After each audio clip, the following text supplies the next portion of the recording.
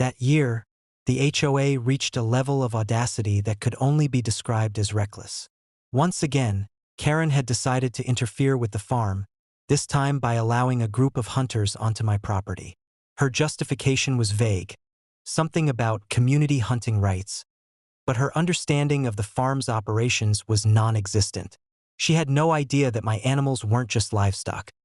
They were a safeguarded legacy breed, protected by law and carefully maintained for generations. The morning began quietly, with Titania and the herd grazing near the edge of the forested area adjacent to the property. The geese and ducks patrolled the perimeter, while the goats explored the meadows, their movements calm and routine. Suddenly, Karen and her group of hunters appeared, moving confidently through the fields, unaware of the significance of the animals they were approaching. As soon as the hunters stepped onto the property, the farm's defense mechanisms kicked in. Titania, sensing potential danger, positioned herself strategically at the forefront of the herd. Her posture was commanding, hooves firmly planted, head raised, and eyes fixed on the intruders. The other horses fanned out, forming a semicircle around the sensitive area, effectively funneling the hunters into a controlled space without aggressive confrontation. The geese, honking loudly and flapping their wings, created an additional auditory barrier, signaling the perimeter of the protected zone. The goats moved quickly along narrow paths, placing obstacles and subtly guiding the hunters away from areas where the animals were most vulnerable.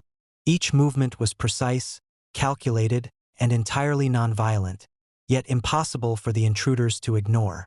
Karen, oblivious to the farm's intricately coordinated defense, attempted to assert authority. She waved her clipboard, shouted instructions, and insisted that the hunters proceed. But the horse's positioning and the coordinated actions of the other animals left her powerless. It quickly became clear that this was no ordinary herd. These were protected legacy animals, trained to maintain both physical safety and territorial integrity. Realizing that confrontation might escalate, I intervened, approaching Karen and her hunters calmly but firmly. I explained that the animals were safeguarded under federal and state regulations, and any attempt to hunt or disturb them would result in immediate legal action. The hunters, already intimidated by the disciplined and coordinated animals, paused and reconsidered their actions.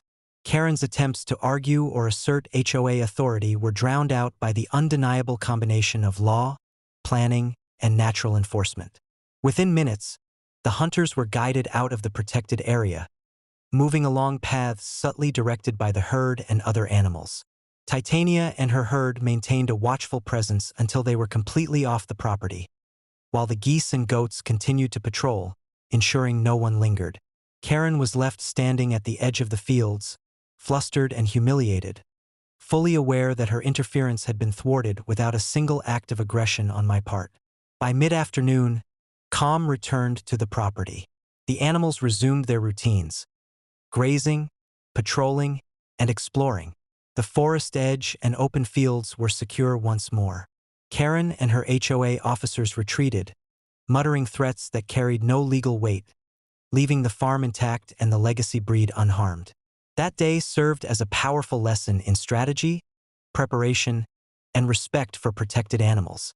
The HOA had underestimated the intelligence, coordination, and legal protections surrounding the farm.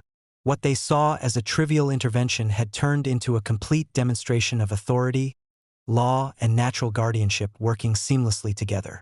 As the sun set over the grazing fields, Titania and the herd moved gracefully among the tall grasses, geese patrolling the banks of the irrigation channels, and goats exploring the perimeter.